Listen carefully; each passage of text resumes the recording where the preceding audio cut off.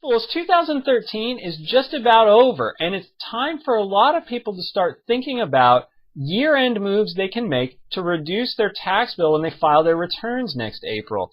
But one key question is something you really need to consider before you start making a lot of the moves that tax experts are recommending.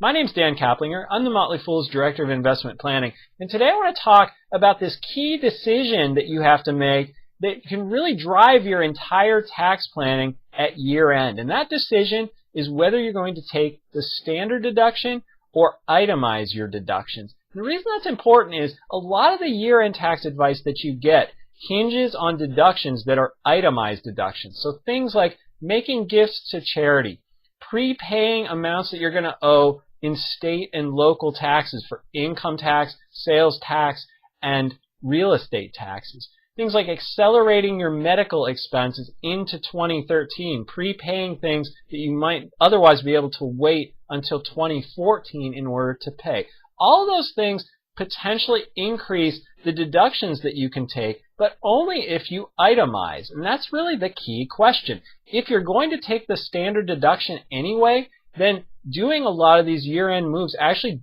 won't save you any tax and will put you in a position of having to pay money earlier than you otherwise would have. And so it's something really to keep in mind. So big question, how do you know what the right decision is? Well, basically, in the typical situation, if you have itemized deductions that are less than the standard deduction, you're always going to want to take that standard deduction. And for 2013, single filers can take a standard deduction of $6,100.